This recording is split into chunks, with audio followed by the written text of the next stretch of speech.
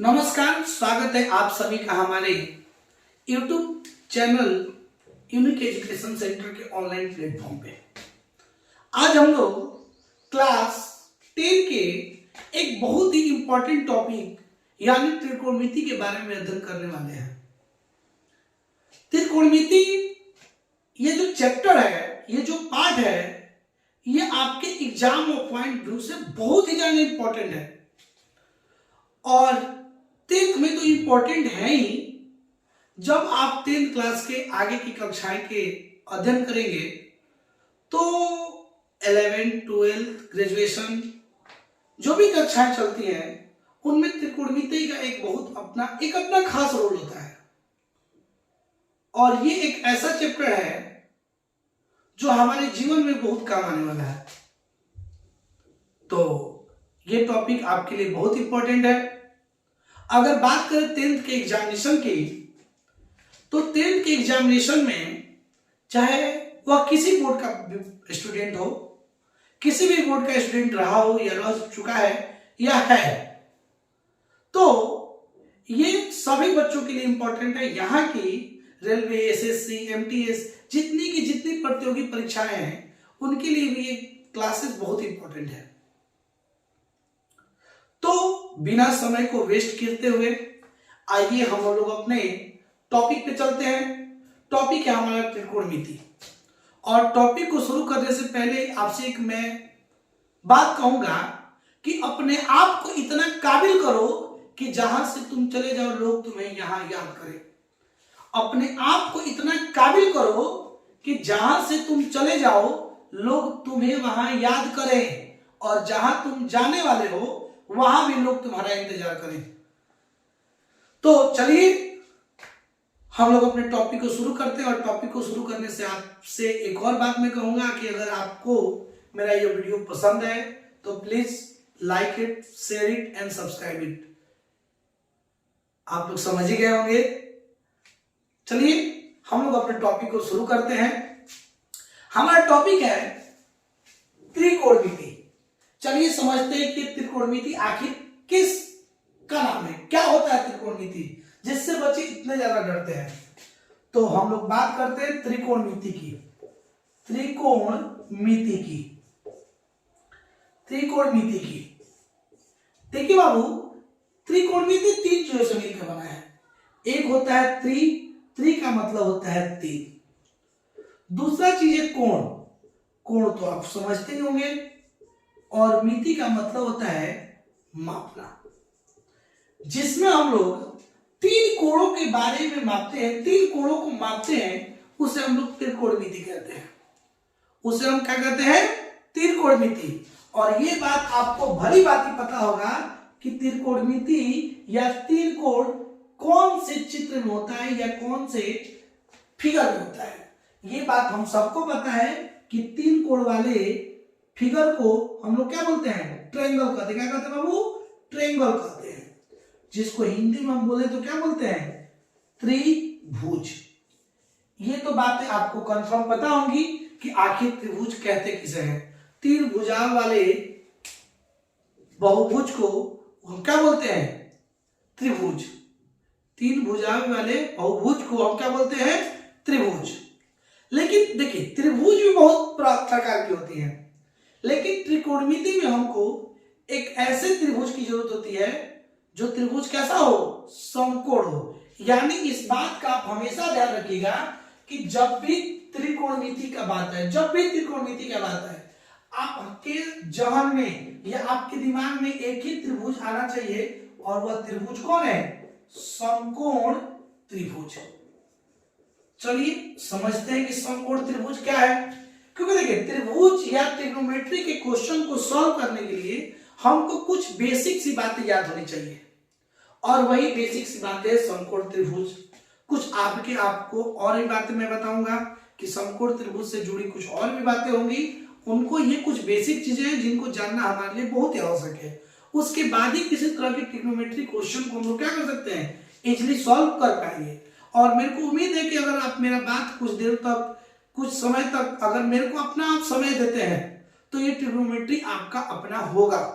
110% आपका अपना होगा ट्रिग्नोमेट्री, अगर कुछ समय आप मेरे को अपना निकाल के दे देते हैं तो। देखिएगा, समकोण त्रिभुज किसे कहते हैं?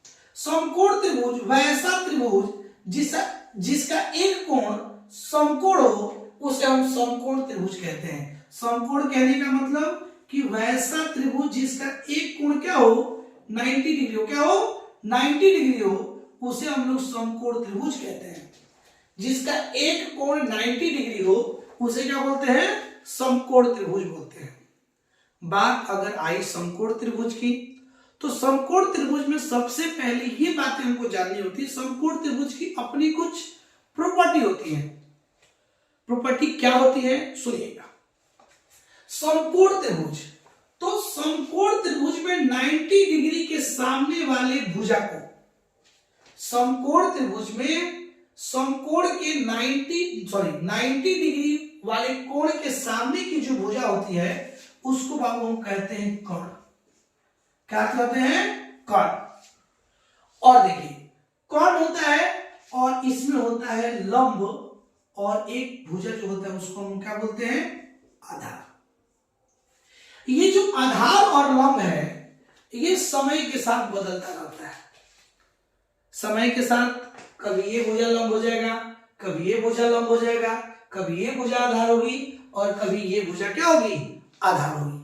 आपको उस चीज के बारे में पढ़ना है कि कब ये भुजा आधार का काम करेगी, कब ये भुजा आधार का काम करेगी, कब इस भुजा को हम लोग लंब बोलेंगे, कब इस भुजा को हम लोग लंब बोलेंगे। थोड़ा बहुत देखिएगा, ध्यान देंगे। देखिए, कहता है कि कर्ण, लंब और आधार। उस बात को जानने से पहले हमको एक और बात आपको बताना होगा, या आप जानते भी होंगे कि जब भी समकोण त्रिभुज की बात होती है तो आप लोगों ने एक पाइथागोरस प्रमेय का नाम जरूर सुना होगा। एक पाइथागोरस प्रमेय होता है, आपने ये बात जरूर सुना होगा, पाइथागोरस प्रमेय के बारे में आप लोगों ने जरूर सुना होगा। पाइथागोरस प्रमेय क्या होता है? पाइथागोरस प्रमेय के अकॉर्डिंग या पाइथागोरस प्रमेय के अनुसार कहा जाता है, पाइथागोरस साहब ने एक नियम दिया था ट्रायंगल के बारे में, वो भी समकोण त्रिभुज के बारे में उन्होंने एक बात बताई थी। उन्होंने बताया था कि समकोण त्रिभुज में जो कर्ण का स्क्वायर होता है, कर्ण का जो वर्ग होता है वो बराबर होता है लंब के स्क्वायर प्लस आधार के स्क्वायर। समकोण त्रिभुज में क्या होता है बाबू? समकोण त्रिभुज में क्या जो पाइथागोरस थ्योरम होता है, पाइथागोरस जो प्रमेय होता है उसके अकॉर्डिंग होता है कि ये जो कर्ण है, तो कर्ण किसे कहते हैं इसके बारे में बातें हम चलेंगे, जानेंगे। बस केवल अब इतना जानिए कि पाइथागोरस प्रमेय आखिर होता क्या है, पाइथागोरस प्रमेय आखिर कहते किसे हैं। तो पाइथागोरस प्रमेय के अकॉर्डिंग कि कर्ण का स्क्वायर, कर्ण का वर्ग ये बराबर होना चाहिए किसके? लंब के स्क्वायर प्लस आधार के स्क्वायर के। कर्ण का जो वर्ग होगा वह बराबर होता है लंब के स्क्वायर प्लस आधार के स्क्वायर के। बातें आप समझ रहे होंगे। चलिए अब बात हम लोग करते हैं कि कौन लंब होता है, कौन कर्ण होता है और कौन आधार होता है। इस बात को थोड़ा बेहतर तरीके से समझते हैं, क्योंकि देखिए ये चीजें बहुत कुछ डिफाइन करेंगे आपको, क्योंकि ये कुछ बेसिक जानकारियां हैं और ये जानकारियां होना आपके लिए बेहद जरूरी है। क्योंकि जब आप किसी भाषा को सीखते हैं तो सबसे पहले आप उसके अल्फाबेट्स को सीखते हैं। अगर भाषा के अल्फाबेट्स आपको नहीं आते हैं तो आप किसी भाषा को नहीं सीख सकते हैं। सपोज दैट अगर आपको एप्पल बोलना हो तो पहले आपको ए सीखना पड़ेगा, आपको पी सीखना पड़ेगा। तो ऐसे पहले अल्फाबेट सीखने होते हैं, तब तो आपको कहीं जाके एप्पल का मीनिंग आएगा। ठीक उसी प्रकार ट्रिग्नोमेट्री के क्वेश्चन को सॉल्व करने के लिए आपको कुछ बेसिक सी बातें याद होनी चाहिए, जिसमें पहला बेसिक सी बात पाइथागोरस थ्योरम है। पाइथागोरस थ्योरम क्या होता है तो कुछ देर के लिए आप भूल जाइए कि क्या दुनिया है। बस आप इतना याद रखिए कि कर्ण का जो वर्ग होता है वह बराबर होता है लंब के वर्ग प्लस आधार के वर्ग के। अब हम लोग समझते हैं कि कर्ण किसे कहते हैं, लंब किसे कहते हैं और आधार किसे कहते हैं। देखिएगा ध्यान से, मान लीजिए कि हम एक समकोण त्रिभुज बनाते हैं, ये आपका समकोण त्रिभुज हुआ। इतना तो बात आप भली भांति समझते होंगे कि यदि समकोण त्रिभुज है तो उसका एक कोण 90 डिग्री होगा, कोई दिक्कत? तो ये 90 डिग्री। बात सबसे पहले करते हैं हम कर्ण की, कर्ण किसे कहते हैं। तो आप याद रखिए कि 90 डिग्री के सामने, 90 डिग्री के सामने, 90 डिग्री के सामने वाली भुजा, 90 डिग्री के सामने वाली भुजा कि 90 डिग्री की जो सामने वाली भुजा है उसे हम लोग कहते हैं कर्ण। तो इतनी तो बातें आपको समझ में आ रही होंगी कि 90 डिग्री के सामने वाली जो भुजा है उसे क्या कहते हैं? कर्ण। इसमें आप इस चीज को भी ऐसे ध्यान रख सकते हैं कि समकोण त्रिभुज में, समकोण त्रिभुज में जो कर्ण तिरछी होती है, जो भुजा तिरछी होती है, जो भुजा तिरछी है उसे हम लोग कर्ण कहते हैं। जो भी भुजा आपको तिरछी दिख जाए उसे हम क्या कहते हैं? कर्ण। और अगर आप इस चीज को समझ रहे होंगे कि 90 डिग्री के सामने वाली जो भुजा है उसे कर्ण कहते हैं, तो ये चीजें आपके लिए बहुत बेहतरीन है। तो 90 के सामने की जो भुजा उसे हम क्या बोलते हैं? कर्ण। अब बच गया लंब और आधार। तो देखिए बाबू, पहले ही आपको बताएं कि लंब और आधार समय के साथ बदलते रहेगा। आप अगर यहां पे इसको लंब लेते हैं, इसको आधार लेते हैं, फिर भी गलत नहीं है। आप इसको लंब लेते हैं, इसको आधार लेते हैं, फिर भी गलत नहीं है। तो आखिर ये लंब और आधार लेंगे कैसे? उसके लिए बाबू एक चीज को आपको ध्यान रखना पड़ेगा। जब भी ट्रिग्नोमेट्री देगा, जब भी ट्रिग्नोमेट्री का क्वेश्चन देगा, आपको ये बातें डिफाइन की रहेंगी कि आखिर देखिए, हम लोग जब भी लंब और आधार लेते हैं तो वह किसी कोण के सापेक्ष लेते हैं, किसी कोण के सापेक्ष लेते हैं। तो आपको क्वेश्चन में ये बातें दी रहेंगी कि कोण इस जगह पे है या इस जगह पे है। अगर इसका हम लोग नाम रख लें, सपोज दैट इसका नाम रखते हैं हम लोग ए बी सी। अगर बाबू देखिएगा ध्यान से, अगर थीटा, अगर इस कोण इसको लेते हैं, कोण अगर सी लेते हैं, तो इस कोण के सापेक्ष अगर हम देखें तो इस कोण के सामने वाली जो रेखा होती है, इस कोण के सामने वाली जो भुजा होती है उसे हम कहते हैं लंब। तीन ही बात थी, कर्ण, लंब और आधार। तो कर्ण निकल गया, लंब निकल गया, तो जो बच गया वो क्या हो गया? आधार। बातें समझ में आई? नहीं समझ में आई कोई बात नहीं, हम आगे देखते हैं। हम दूसरे किसी चित्र को लेते हैं। मान लीजिए कि एक ये चित्र हो गया, ठीक है? तो हम ये समकोण त्रिभुज लेते हैं जिसमें ये कोण आपका क्या हो जाएगा? 90 डिग्री हो जाएगा। ध्यान से देखिए बाबू, अभी आपको एक बात बताएं कि 90 के सामने वाली जो भुजा है उसे हम कहते हैं कर्ण। इसमें तो किसी प्रकार की किसी को दिक्कत नहीं होगी। अगर हम बात करें उसको कर्ण ले लें, तो अब बात रही कि ये लंब होगा कि ये आधार होगा, कि ये आधार ले कि इसको लंब ले। तो मेरा बात देखिए, मेरा बात सुनिए, हम आपसे एक ही बात बोल रहे हैं कि आखिर कोण किस पे है? इस जगह पे है या इस जगह पे है? अगर इस त्रिभुज का नाम ले तो इस त्रिभुज का नाम हम डाल देते हैं डी, ई और ए। अब हम एक बार थीटा कोण यहां पे लिए थे, तो अब एक बार कोण यहां पे लीजिए। अब कोण यहां पे लिए तो इस कोण के अगर सापेक्ष देखें, इस कोण के अनुसार देखें, तो आप एक बात याद रखिएगा कि जिस कोण के सापेक्ष आप देख रहे हैं, तो कोण के सामने वाली भुजा क्या होती है? लंब होती है। कोण के सामने वाली भुजा क्या होती है? लंब। और कर्ण निकल गया, लंब निकल गया, तो जो भुजा बचता है उसे हम क्या बोलते हैं? आधार। उम्मीद है कि आप बातों को अच्छे तरीके से समझ रहे होंगे। अगर इस बात को आप अभी भी अच्छे तरीके से नहीं समझ रहे हैं तो एक बात और सब देखिएगा। मान लीजिए कि ये आपका त्रिभुज है, इसका नाम हम लेते हैं पी, क्यू और आर।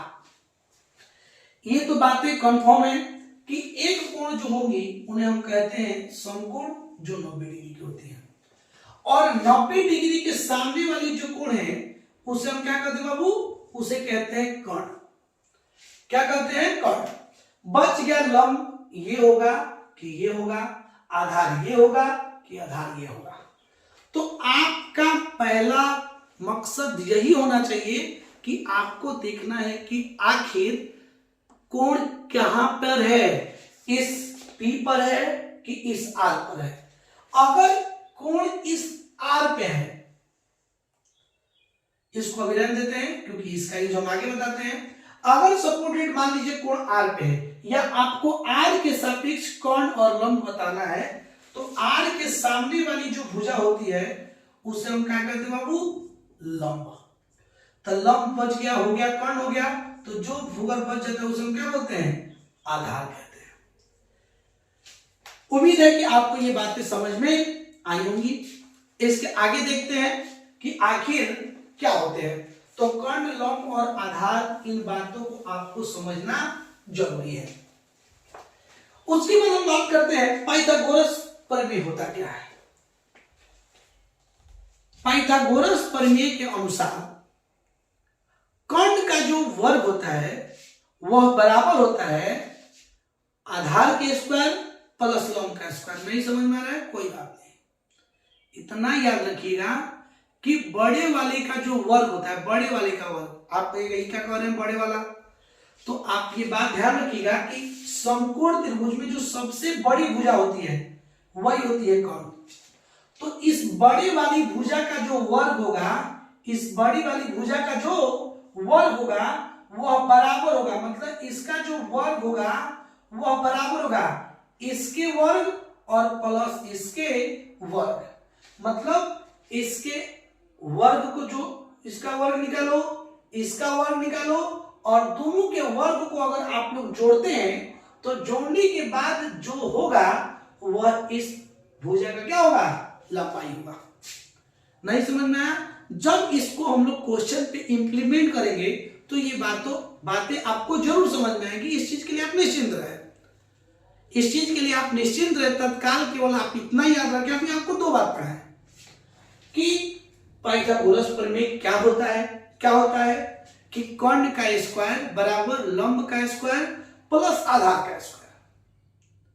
दूसरा बात पढ़ा है कि यदि एक समकोण त्रिभुज हम लेते हैं तो समकोण त्रिभुज में कौन सी भुजा कर्ण होती है, कौन सी भुजा आधार होती है और कौन सी भुजा लंब होती है। एक बात मेरा फिर से सुनिएगा, समकोण त्रिभुज में एक कोण 90 वाला होगा, तो 90 के सामने वाला कोण को कर्ण कहते हैं। अब जब भी ऐसा कोण आपको देगा तो आपको किसी एक क्वेश्चन में या किसी एक एंगल पे जरूर आपको दिया रहेगा कि कोण हमको इस बिंदु को लेना है कि ये पॉइंट आपका कर्ण है। तो आप देखिएगा, ध्यान रखिएगा, जो भी एंगल दे उस एंगल के सामने वाला लंब होता है, तो आपको कर्ण निकल जाएगा, आपको लंब निकल जाएगा, तो बच क्या गया आधार। तो जो भुजा बचती है उन्हें हम क्या बोलते हैं, आधार कहते हैं। जो भुजा बचती है उन्हें क्या बोलते हैं बाबू, हम आधार कहते हैं। चलिए आगे आते हैं। अब बात करते हैं कि अब हम बात ये सीख गए कि कोण और लंब होती क्या है। 10th क्लास का जो पहला चैप्टर है, 10th क्लास में जो पहला चैप्टर है आपको है त्रिकोणमिति अनुपात। त्रिकोणमिति अनुपात, त्रिकोणमिति अनुपात। त्रिकोणमिति आखिर अनुपात होती क्या है। हम बात करें त्रिकोणमिति अनुपात, इसको ट्रिग्नोमेट्री रेशियो के नाम से भी क्या करते हैं, जानते हैं। त्रिकोणमिति रेशियो के नाम से भी क्या करते हैं, जानते हैं। तो त्रिकोणमिति अनुपात आखिर कहते किसे हैं, देखिएगा किसे कहते हैं त्रिकोणमिति अनुपात। सुनिए ध्यान से, कहा जाता है त्रिभुज के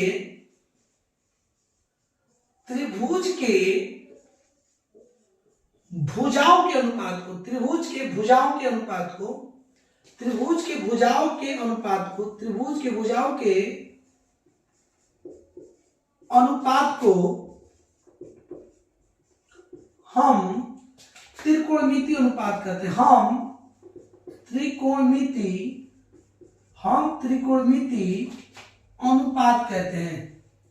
हम त्रिकोणमिति अनुपात कहते हैं। त्रिकोणमिति अनुपात कहते हैं। आप लोग ये भी बात जोड़ सकते हैं कि समकोण त्रिभुज के भुजाओं के अनुपात को हम त्रिकोणीय अनुपात कहते हैं। ये बातें आपको रट कोई जरूरत नहीं है, ये बातें रटने की कोई जरूरत नहीं, क्योंकि आपसे कहीं नहीं पूछेगा कि त्रिकोणमिति अनुपात क्या है, लेकिन आपसे ये बातें जरूर पूछी जाएगी कि त्रिकोणमिति अनुपात आखिर होती कौन कौन सी है। देखिए, तो आपको तो ये बात मैंने बता दिया कि त्रिभुज के भुजाओं के अनुपात को, कौन त्रिभुज, समकोण त्रिभुज, समकोण त्रिभुज की जो भुजा के अनुपात है, भुजा तीन प्रकार की होती है, कर्ण, लंब और आधार। तो समकोण त्रिभुज की भुजाओं की जो अनुपात है उसे हम लोग क्या कहते हैं बाबू, त्रिकोणमितीय अनुपात।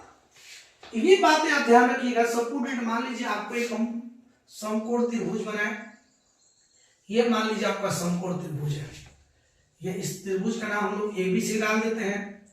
मान लीजिए कि ये आपका समकोण है, कोण है, तो इसके सामने वाले भुजा को हम लोग क्या नाम देते हैं, कर्ण। इसको ले लेते हैं आधार और इसको ले लेते हैं लंब। क्योंकि आपको बात बोले थे कि लंब आधार तब तक आप कंफर्म नहीं बता सकते हैं जब तक आपको ना बताया गया हो कि आखिर कोण इस पे है कि इस पे है। तो एक बात आप जरूर ध्यान रखिएगा, अगर लंब ये है तो कोण जरूर यही होगा, क्योंकि इसी कोण के सामने वाले भुज, जिस कोण के सामने लंब होता है वही उसी पे क्या होता है, कोण होता है। इसका मतलब एंगल इसी पे लिया गया होगा। चलिए, अगर इसका अनुपात देखें तो इसका अनुपात क्या क्या हो सकता है। तो इसका भुजा का अगर अनुपात देखें तो भुजा का अनुपात क्या हो सकता है बाबू, लंब अनुपात कर्ण, एक अनुपात ये हो सकता है। अगर दूसरे अनुपात की बात करें, दूसरा अनुपात क्या हो सकता है, आधार अनुपात कर्ण। तीसरा अनुपात क्या हो सकता है, तीसरा अनुपात हो सकता है लंब अनुपात आधार, लंब अनुपात आधार।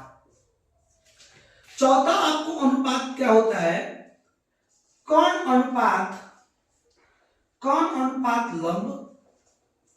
इसके अगला अनुपात होता है कर्ण अनुपात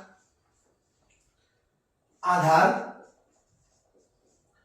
और छठा आपका अनुपात हो सकता है आधार अनुपात लंब।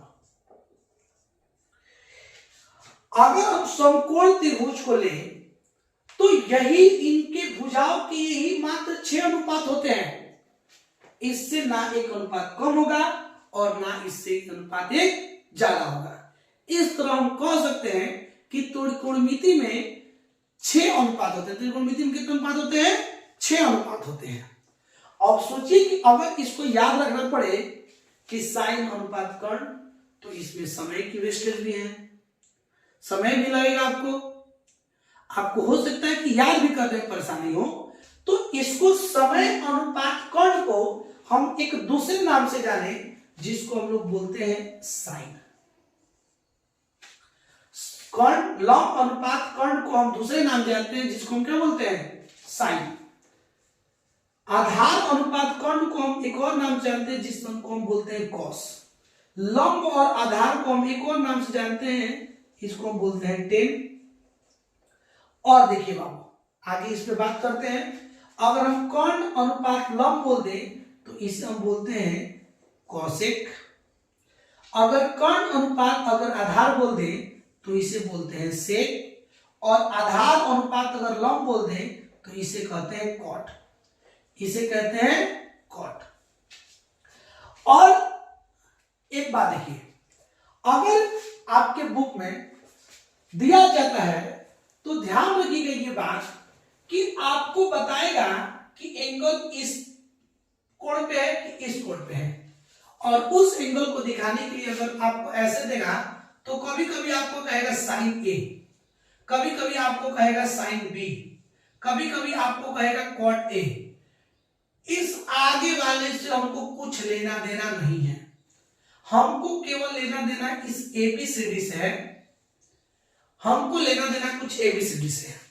कभी कभी आपको एबीसीडी ना देके आपको सीधा कहेगा कॉट थीटा, आपको कहेगा साइन थीटा।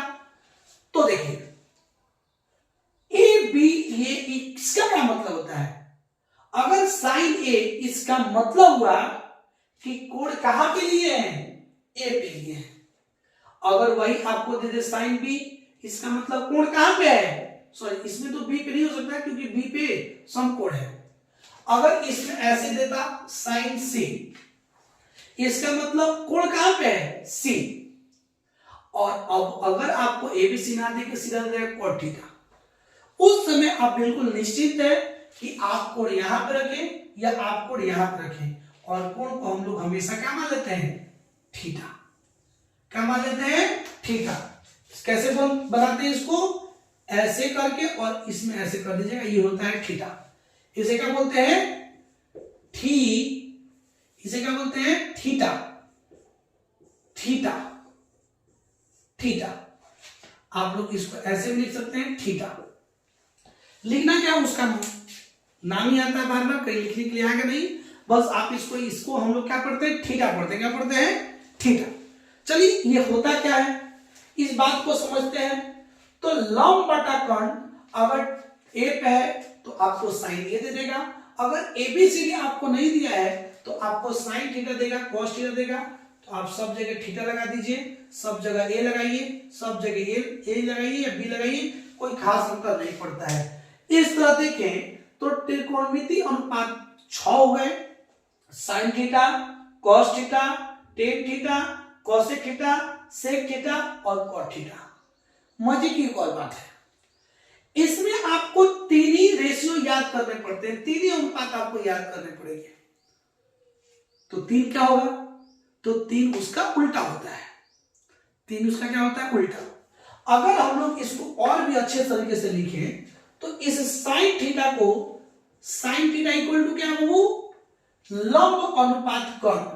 तो आप इसको लंब अनुपात, आप ये भी बात जानते हो कि जो चीजें अनुपात में होती हैं उनको हम बटे में भी लिख सकते हैं। इस तरह साइन को हम लोग ये भी लिख सकते हैं लंब बटा कर्ण। साइन को क्या लिख सकते हैं, लंब बटा कर्ण। दूसरा हो गया पहला। अब दूसरे की बात करें, दूसरा है कॉस। दूसरा क्या है, कॉस। कॉस किसके बराबर है, तो आधार अनुपात कर्ण। तो हम इसको ऐसे भी लिख सकते हैं, क्या, आधार अनुपात कर्ण, आधार अनुपात कर्ण। और तीसरा बाबू आपको टेन। तीसरा क्या है, टेन। टेन थीटा को हम लिख सकते हैं, टेन थीटा का अनुपात देखिएगा लंब अनुपात आधार है, तो इसको हम ऐसे लिख सकते हैं लंब बटा आधार, लंब बटा आधार। और तो इन तीनों का क्या होगा, ध्यान रखिएगा, साइन का उल्टा होता है कॉसेक। साइन का उल्टा क्या होता है, कॉसेक। साइन का उल्टा क्या, कॉसेक। तो अगर हम लोग इन कॉसेक को देखें, कॉसेक को, कॉसेक थीटा बराबर देख ले, तो साइन का उल्टा होता है कॉसेक। तो साइन अगर लंब बटा कर्ण है तो ये उसका उल्टा क्या होगा, कर्ण बटा लंब। अगर साइन जो है लंब बटा कर्ण के बराबर होता है, इसका मतलब क्या होगा, कॉसेक जब उसका उल्टा होगा तो ये कॉसेक जो होगा कर्ण बटा लंब के बराबर होगा कि नहीं, बिल्कुल होगा। तो कॉसेक हो गया क्या, वो कर्ण बटा लंब। कॉसेक कितना हो गया, कर्ण बटा लंब। अगर बात करें कॉस की, तो कॉस का उल्टा होता है सेक। आप लोग इसको ऐसे भी लिखा सकते हैं, साइन उल्टा हो गया किसका, कॉसेक का। सेक उल्टा हो गया आपको कॉस का, और टेन आपको उल्टा हो गया कॉट का। तो आप लोग ऐसे याद रख सकते हैं। तो अगर बात करें कॉस किसका उल्टा है बाबू, सेक का। तो अगर यहां पे हम लोग सेक थीटा इक्वल टू लिख दे सेक थीटा, तो सेक थीटा किसके बराबर होगा, तो कॉस थीटा होता है आधार बटा कर्ण। तो सेक थीटा क्या होगा, कर्ण बटा आधार। सेक थीटा क्या होगा, कर्ण बटा आधार। और देखिए टेन, टेन का उल्टा क्या होता है, टेन का उल्टा हो गया आपको कॉट। टेन का उल्टा क्या हुआ, कॉट। तो टेन का उल्टा जब कॉट, तो टेन बराबर होता है लंब बटा आधार। इसका मतलब हुआ कि कॉट थीटा इक्वल टू क्या होगा, आधार बटा सॉरी हाँ ठीक है, आधार बटा लंब, आधार बटा लंब। तो ये आपके 6 ट्रिग्नोमेट्री रेशियो है। साइन थीटा हो गया लंब बटा कर्ण, कॉस थीटा हो गया आधार बटा कर्ण, टेन थीटा बराबर हो गया लंब बटा आधार, कॉसेक थीटा बराबर हो गया कर्ण बटा लंब, सेक थीटा इक्वल टू हो गया कर्ण बटा आधार, और कॉट थीटा बराबर हो गया आधार बटा लंब। इसको याद करने का आपको एक मैं ट्रिक भी बताता हूं। एक क्या 3-4 बहुत सारे ट्रिक होते हैं। देखिए ट्रिक जो होता है खुद से बनाया जाता है, तो ट्रिक आप खुद से भी जनरेट कर सकते हैं।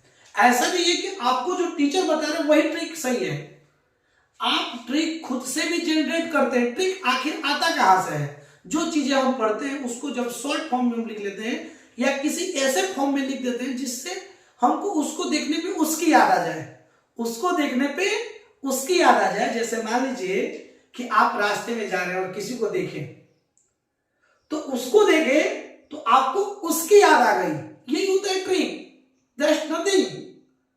तो ट्रिक को हम बताते हैं, कहे उससे कोई ट्रिक से बहुत लेना देना है नहीं, आप मूल चीजों को याद कर लीजिए, मानिए कोई ट्रिक को, ठीक है। हालांकि यहां पे ट्रिक बताते हैं हम आपको, यहां पे इतनी तो बातें आपको समझ में आ गई होंगी कि ये साइन, कॉस, टेन, कोसेक, सेक, कॉट, ये 6 ट्रिग्नोमेट्रिक अनुपात होते हैं, त्रिकोणमितीय अनुपात होते हैं। साइन थीटा लंब बटा कर्ण के बराबर होता है, कॉस आधार बटा कर्ण के बराबर होता है, टेन लंब बटा आधार के बराबर होता है, कोसेक कर्ण बटा लंब के बराबर होता है, सेक कर्ण बटा आधार के बराबर होता है, और कॉट आधार बटा लंब के बराबर होता है।